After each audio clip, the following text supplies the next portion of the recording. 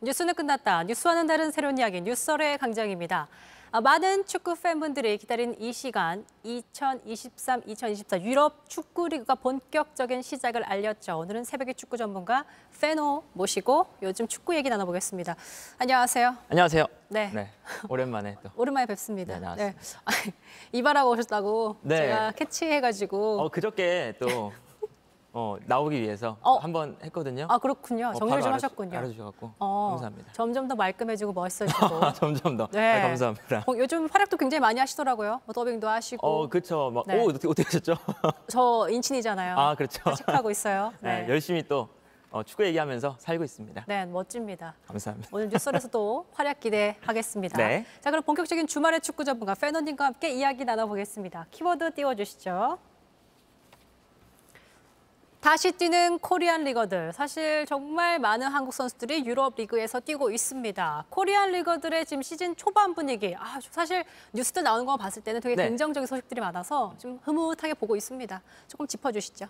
일단 여러 선수들이 있지만 가장 이제 긍정적인 이야기가 나오는 선수는 당연히 김민재 선수가 그렇죠. 아닐까 싶어요. 네. 이 김민재 선수가 있는 바이에른 뮌헨이라는 팀은 유럽 전체에서도 가장 뛰어난 팀 중에 하나고, 물론 이제 그 지난주에 김민재 선수가 선발로 안 나왔을 때 0대3 이제 프리시즌 본 시즌을 개막하기 전에 있었던 대회에서 크게 지긴 했어요. 그런데 어제 경기에서 결국에 또 4대0으로 크게 이겼고, 그리고 김민재 선수가 이제 컨디션이 좀 올라오면서 역시나 이제 김민재 선수가 걱정할 필요가 없다라는 이제 굳은 믿음을 가질 수 있게끔 너무 잘해주고 있거든요. 네. 그래서 김민재 선수는 사실 이번 시즌에 잘하고 못하고를 떠나서 이제 이 팀은 트로피를 이번 시즌에 몇 개 드느냐, 이걸 이제 이야기하는 팀이거든요. 그래서 만약에 우승을 하나 하면 이 팀한테는 못한 시즌이에요.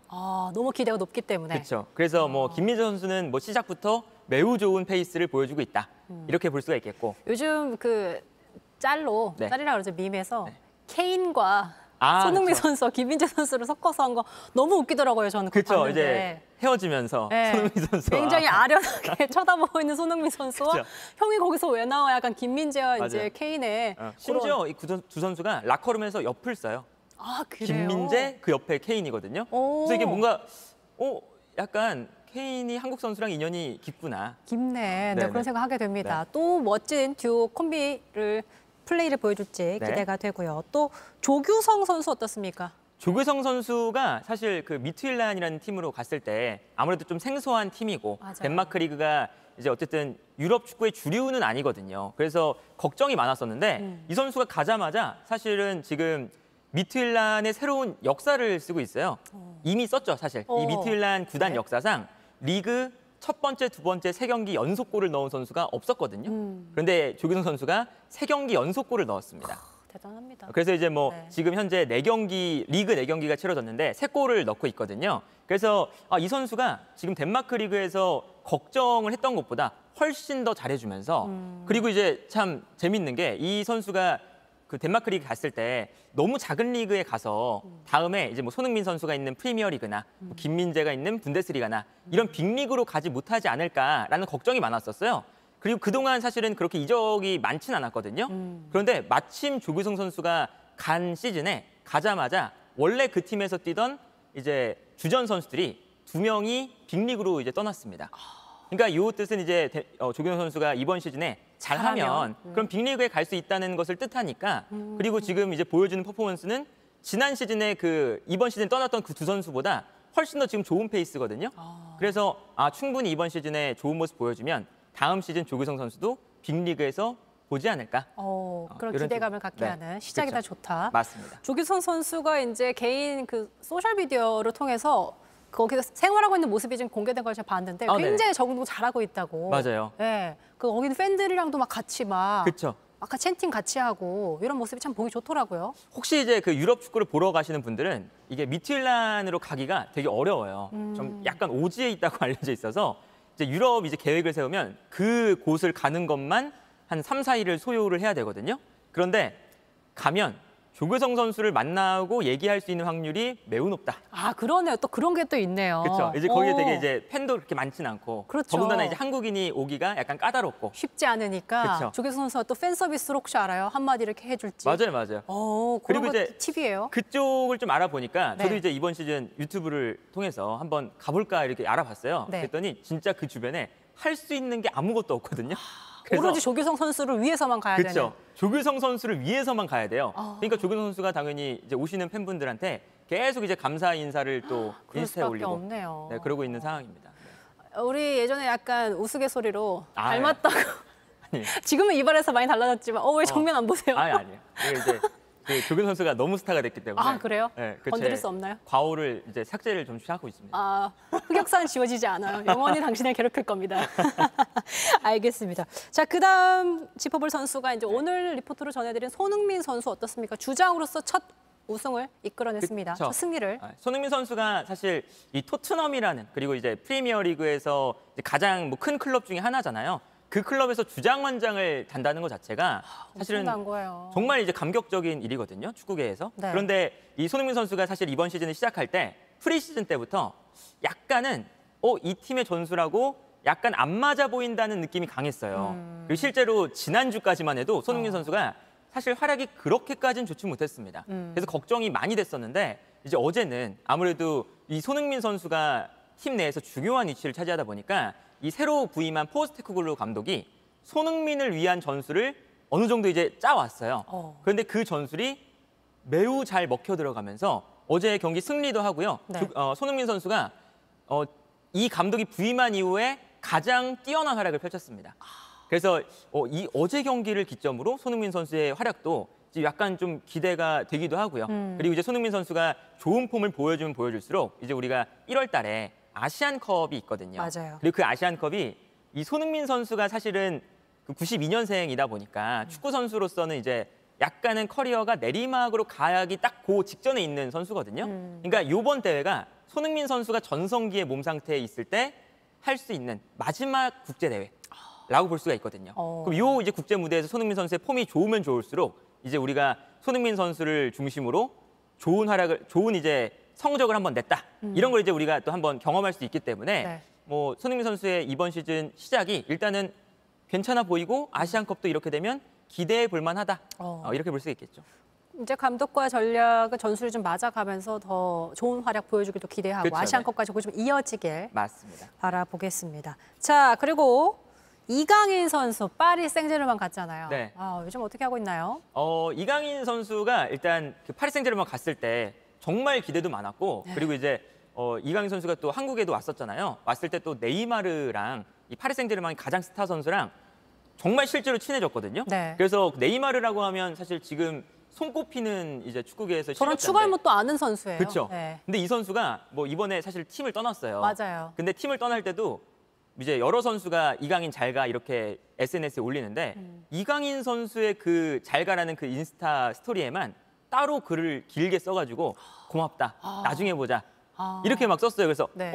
야 진짜 친했구나라는 감정이 느껴졌는데 어쨌든 그 선수가 떠났습니다. 그러니까요. 그래서 파리 생제르맹이 전력이 생각보다 좀 많이 약해졌어요. 갑자기. 그렇죠. 네. 그래서 이강인 선수가 있는 지금 파리 생제르맹이 성적이 실제로 좋지가 않고요. 그리고 지난주부터 이제 이번 주까지 2경기를 치렀는데 네. 본 시즌이 시작한 다음에 사실 파리 생제르맹 하면 그 프랑스 리그에서 압도적인 성적을 거둬야 되는 팀이거든요. 몸값도 사실은 뭐 이제 프랑스 리그에서 돈을 진짜 안 쓰는 팀하고 파리 생제르맹하고 비교를 해보면 10배 이상이 차이가 나요.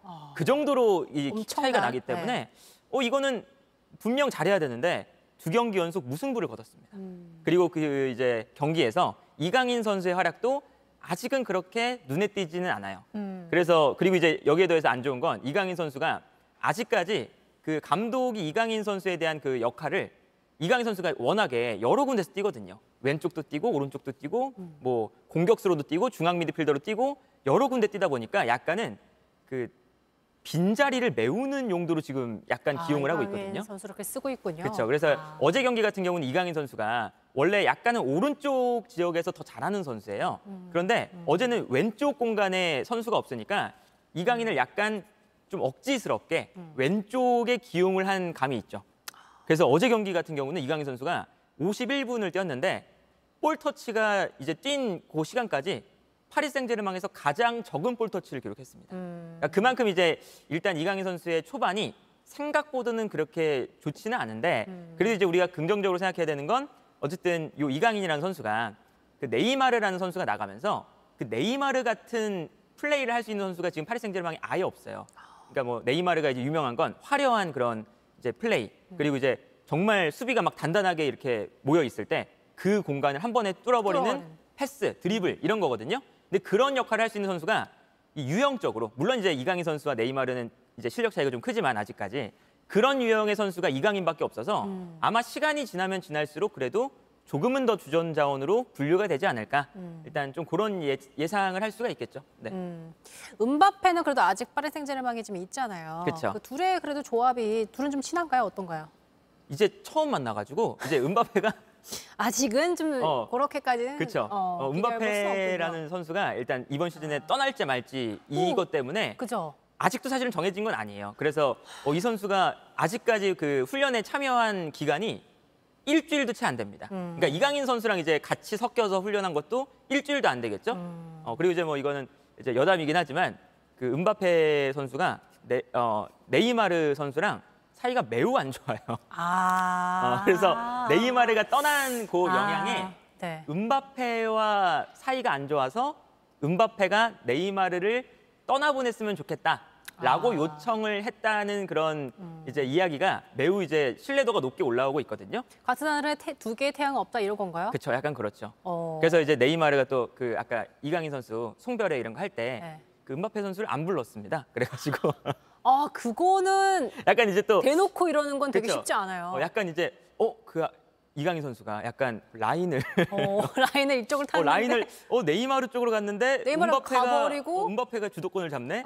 약간 이런 거긴 하지만 그래도 어쨌든 그 음바페라는 선수는 뭐 사이가 좋든 안 좋든 이게 되게 프로페셔널한 선수예요. 그래서 네이마르랑 사이가 안 좋을 때도 이 두 선수가 호흡도 굉장히 좋았습니다. 그러니까 경기장 내에서는 전혀 그런 트러블이 없거든요. 그리고 이제 아마 음바페 선수가 이강인 선수를 경기적으로 뭐 사적으로는 모르겠지만 경기적으로 좋아할 수 있는 이유가 이강인의 강점과 음바페의 강점이 정말 딱 명확하게 일치를 해요. 예를 들면 그 손흥민 선수와 케인의 플레이랑 거의 비슷합니다. 그래요? 손흥민 선수의 역할이 음바페면 케인의 역할은 이강인인 거죠. 패스를 찔러주는 이강인, 뛰어들어가는 음바페. 요 이제 딱 그 맞아 떨어지는 그 포인트가 있거든요. 근데 이강인처럼 패스를 찔러줄 수 있는 선수가 아까 말씀드렸던 것처럼 지금 파리 생제르맹이 없는 없어서? 상태라 아마 음바페가 그리고 이 프로페셔널한 선수라면 이강인 선수를 매우 좋아하지 않을까. 그래서 이제 아직까지는 이강인 선수가 지금 음바페랑은 같이 안 뛰었거든요. 경기에서 실제로는. 네. 근데 점점 이제 지나면서 같이 뛰게 되고 이제 조금씩 서로의 합이 맞아지면 그래도 이제 이강인 선수가 파리 생제르맹 내에서 분명히 영향력이 넘치는 선수가 될 것 같다. 그리고 이제 아마 이 이강인 선수가 어쨌든 바로 다음 달에 아시안 게임이 있으니까 네. 이제 시즌 초반에 약간 눈도장을 잘 받고 가야 되거든요. 그래서 아무래도 이제 아시안 게임까지 2경기가 남았어요. 네. 이강인 선수한테 주어진 경기가 네. 요 2경기 동안 이강인 선수가 뭐 다음 주에 당장 경기가 있으니까 좋은 경기를 보여주면 이제 아시안 게임을 갔다 와도 이제 감독이 갔다 온 선수를 또다시 이제 쓰게 되는 아주 그러한 이제 흐름으로 가지 않을까 싶습니다. 자, 이강인 선수의 얘기는 지금 키워드 두 번째 준비했으니까 네. 그때 더 많이 풀어보도록 하고 마지막으로 저희가 짚어볼 선수가 황희찬 선수 골 넣었잖아요. 네. 네. 이제 황희찬 선수가 원래는 이번 시즌 시작할 때 약간 그 1군보다는 약간 1.5군으로 약간 분류가 되는 선수였어요. 그래서 이번 시즌에 쉽지 않겠다. 그리고 이 울버햄튼이라는 팀이 공격수들이 꽤나 많은 팀이거든요. 그리고 프리시즌에는 어땠냐면 그 경기를 준비하는 과정에서 한 경기는 주전 선수들, 한 경기는 비주전 선수들 이렇게 나왔어요. 정말 명확하게 이제 퐁당퐁당 이렇게 나왔는데 황희찬 선수가 너무 명확하게 비주전조에 속해서 맨날 경기를 나왔거든요. 네네네. 그래서 걱정이 됐었는데 이게 좋은 건지는 모르겠는데 울버햄튼이 시즌을 딱 시작하기 하루 이틀 전을 앞두고 감독이 경질이 됐습니다. 이 감독이 구단하고 싸웠어요. 그래서 참 외국은 해외 쪽은 되게 살벌한 것 그쵸, 같아요. 이제 경질 되게 쉽게 빨빨대고. 사이가 안 좋아져서 네. 갑자기 이 감독이 팀을 떠난 거예요. 네. 그래서 이게 그 리셋이 되면서 새로운 감독은 당연히 뭐 선수를 파악할 지금 시간이 없잖아요. 그래서 지금 기용해서 잘하는 선수가 눈에 띄면 그 바로바로 선수를 썼군요. 데려갈 때가 많거든요. 그래서 이제 우리가 감독이 바뀔 때마다 황태자라는 표현을 쓰잖아요. 그 황태자가 감독이 바뀐 다음에 그 감독의 눈에 들어서 계속 주전으로 기용되는 선수를 의미하거든요. 아, 황태자. 황희찬 선수가 그쵸? 황태자가 됐군요. 황태자가 될 수도 있다. 아, 이제 지난 골 넣고 경기에서 골을 하니까. 넣었으니까 그리고 물론 이제 팀은 이제 대패를 했어요. 그런데 교체로 들어와서 득점도 하고 가장 활발한 모습을 보여주니까 요 새로운 감독 눈에는 아마 황희찬 선수가 매우 이제 마음에 인상적이었을 들었을 거다. 거다. 네, 그런 생각이 듭니다. 그렇군요. 와, 저희가 김민재 선수부터 조규성 선수, 손흥민 선수, 이강인 선수, 황희찬 선수까지 좀 짚어봤습니다. 아, 두 번째 키워드 이강인 선수 관련 얘기 네. 준비되어 있는데요. 한국 축구의 미래 이강인 선수. 뭐 저희가 앞서 좀 얘기를 했지만 계속해서 좀 아직은 네. 이렇게까지 엄청 놀랄만한 활약은 아니지만 그래도 적응해가는 이강인 선수의 모습 보고 있습니다. 현재 이제 파리 생제르맹에서 이강인의 위상이라고 할 것까지는 없지만 아까 좀 짚어봤지만 네. 감독이 지금 여기저기 좀 써보고 있는, 그쵸. 기용해보고 있는 그런 단계에 있다고 하셨어요. 네. 근데 이게 소속팀과 이제 국대 차출하면서 체력 같은 게 네. 관리가 잘 될 것인가 이거에 대한 우려가 좀 나오고 있더라고요. 그래서 일단 그 파리 생제르맹은 당연히 돈을 주는 건 파리 생제르맹이잖아요. 네. 그러니까 월급을 주는 회사가 파리 생제르맹이기 때문에 파리 생제르맹 입장에서는 아시안 게임에 보내고 싶지는 당연히 않겠죠. 그리고 이제 이 아시안 게임이란 게 뭐 월드컵이나 이제 우리 1월 달에 있는 아시안컵 이런 대회와는 다르게 이제 피파에서 주관하는 대회가 아니에요. 네. 피파에서 주관하는 대회가 아니면 팀이 거부를 할 수가 있습니다. 네. 선수를 뽑아도 우리는 안 보내줄래 오. 라고 하면 거부가 돼요. 네. 그래서 지금 이강인 선수 뭐 측과 그리고 축구협회와 파리 생제르맹과 이제 여러 이제 관계자들이 이강인 선수의 차출 문제에 대해서 계속 얘기를 나누고 있습니다. 네. 당연히 아까 말씀드린 것처럼 이 파리 생제르맹 내에서 이강인 선수가 어쨌든 뭐 위상이 어땠든 주전이든 주전이 아니든 이 패스를 찔러줄 수 있는 유형은 이강인밖에 없거든요. 없으니. 그러니까 이 선수가 뭐 어쩌다 보니까 네이마르도 나가고 하면서 이 팀 내에서 되게 유니크한 선수가 됐어요. 이 선수가 있어야 어쨌든 뭔가 공격이 이제 풀어나가는 과정이 부드러워지고 패스도 이제 쭉쭉 나가고 이런 이제 선수가 돼서 지금 차출이 엄청 이제 뚜렷하게 확정이 됐다라고 보긴 어렵거든요. 그래서 지금 나오고 있는 이야기가 이제 아시안 게임이 어쨌든 한국 국가대표팀이 이 전력상 매우 압도적인 대회예요. 그래서 사실 이강인 선수가 없어도 우리 팀이 우승을 할 가능성이 높은 대회거든요. 그러다 보니까 아시안 게임 조별리그에는 이강인 선수를 차출하지 않는다. 뭐 이러한 이제 방향성으로 간다던가. 근데 반면에 이제 지금 아시안 게임 대표팀의 감독인 이제 황선홍 감독은 아무래도 시작할 때부터 이강인 선수를 같이 데려가서 이제 플레이하는 게 팀의 조직적인 측면에서 훨씬 더 좋잖아요. 그렇기 때문에 오히려 아시안 게임 시작 전부터 우리는 이강인을 데려가고 싶다. 이게 사실은 약간 차이가 좀 커서 지금 조율에 좀 어려움을 겪고 있다고 합니다. 근데 일단 이강인 선수가 이번 시즌에 체력적인 부담을 아마도 많이 느낄 수밖에 없는 시즌이 될 것 같긴 해요. 이제 아무래도 파리 생제르맹에서도 뛰어야죠. 그리고 새로운 팀이니까 더 열심히 뛰어야 되는 것도 있고 주전 경쟁도 해야죠. 네. 그리고 여기 대해서 중간 아시안 게임도 갔다 오고 그리고 이제 왔다 갔다 하는 게 선수들 입장에서는 체력 소모가 너무 크죠. 엄청 크죠. 피곤하고 네. 누적되니까. 맞아요. 그래서 궁금해지는 게 다음 달 이제 국가대표 평가전도 있는 걸로 맞아요. 알고 있어요. 네. 그럼 거기서도 이제 클린스만 감독이 이강인 선수 어쨌든 한국의 미래이기 때문에 차출할 수 있잖아요. 그것도 이제 그것도 이제 협상이 안 되고 있어요. 그러니까 클린스만 감독은 와. 우리 A 국가대표팀, 네. 성인 국가대표팀이 뽑고 싶다. 이제 황선홍 감독은 이제 성인 국가대표팀이 아니라 아시안 게임이 있으니까 23세 이하 팀에 뽑아달라, 양보해달라. 아. 이것도 이제 약간 의견이 갈리고 있다고 알려져 있거든요. 그러니까 이강인 선수가 이게 어쨌든 그 각 팀에서 중요한 역할을 맡고 있기 때문에 이런 일들이 발생을 하는 거죠, 사실. 뭐 아시안 게임, 우리 국가대표팀, 파리 생제르맹 이 세 팀에서 어쨌든 중요한 선수이기 때문에 모두 다 우리 팀에서 쓰고 싶어. 그렇죠. 약간 지금 이런 흐름으로 되고 있는데 그러다 보니까 이강인 선수는 당연히 나가는 대회도 많아지고 뛰어야 되는 경기도 많아지고 그러면 이번 시즌에 좀 체력적인 소모가 뭐 아시안 게임도 있고요. 그리고 1월 달에 아시안 컵도 있고 그리고 파리 생제르맹에서도 뛰어야 되고 여러 경기를 뛰다 보면 당연히 체력 관리적인 측면에서 좀 이강인 그렇죠. 선수를 좀 잘 관리를 하는 게 여러 감독들이 좀 배려를 해줬으면 좋겠다라는 생각이 듭니다. 이강인 선수 어쨌든 세 군데에서 자기를 원하고 있으니 네. 어디를 가야 할지 좀 잘 전략적으로 고민도 해야 하고. 그렇죠. 예, 네, 부상이나 체력 관리 좀 고려해야 하니까. 맞습니다. 어찌 보면 조금 너무 행복한 고민일 수도 있겠네요. 그렇죠. 사실 네. 뭐 국가대표팀에서도 이제 원하고 아시안 게임에서도 원하고 소속팀에서도 원한다는 게 뭐 선수 입장에서는 당연히 뭐 너무나 명예로운 일이겠지만 어쨌든 이강인 선수가 아직 뛸 날이 더 많은 젊은 선수잖아요. 선수니까요. 네. 그래서 이제 이런 체력 관리가 안 되면 이제 어린 시절에 체력 관리가 좀 안 돼서 너무 많은 경기를 뛰다가 큰 부상을 당해서 이제 커리어가 그렇게 꽃피우지 못하는 선수들이 지금까지 너무나 많았거든요. 그래서 이제 이 어쨌든 이강인 선수가 뭐 이제 완전 어린 나이는 아니지만 어쨌든 지금 이제 커리어를 꽃피우고 있는 지금 나이잖아요. 네. 요 나이 때 이제 이강인 선수의 체력적인 관리와 경기 수와 몸 상태를 이제 각 팀들이 잘 좀 관리를 해줬으면 좋겠다. 저 관리를 잘해야겠네요. 네. 알겠습니다. 자, 세 번째 키워드 보여주시죠. 사우디로 간 슈퍼스타들. 뭐 저희가 앞서 언급했지만 네이마르도 그렇죠. 사우디로 갔고요. 요즘에 이제 가장 스포츠계에서 뜨거운 이슈인 것 같기도 해요. 맞습니다. 사우디로 이제 가는 이런 슈퍼스타들. 네.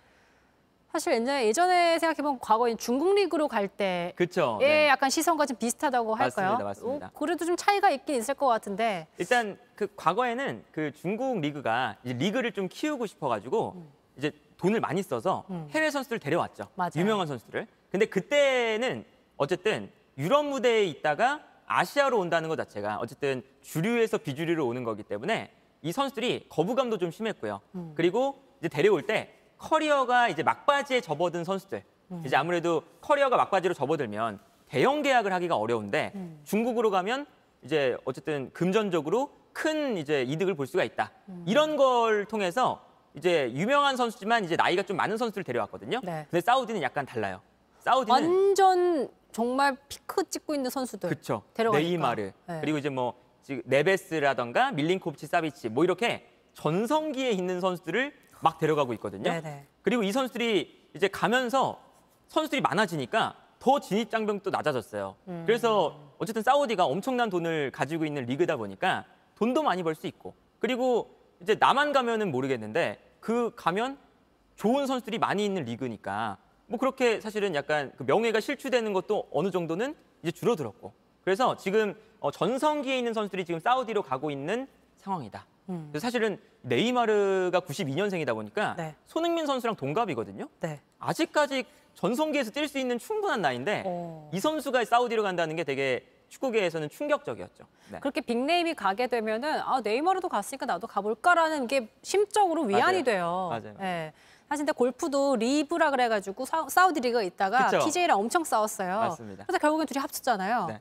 약간 사우디가 약간 전략적으로 정말 굉장한 돈을 투자해서 자기들이 원하는 쪽으로 좀 그렇죠. 만들어가는 그런 상황. 네. 그래서 이제 이 축구계에서도 요 이제 사우디의 그런 움직임을 네. 면밀하게 관찰을 하고 있거든요. 네. 그러니까 사우디가 약간 그 오래 전부터 그 중동 자본이 애초에 그 유럽 축구에 많이 흘러 들어왔어요. 그래서 뭐 지금 이강인 선수가 있는 파리 생제르맹만 하더라도 네. 카타르 자본이고요. 그쵸. 그리고 이제 프리미어리그에도 여러 구단들이 중동 자본이 지금 들어가 있거든요.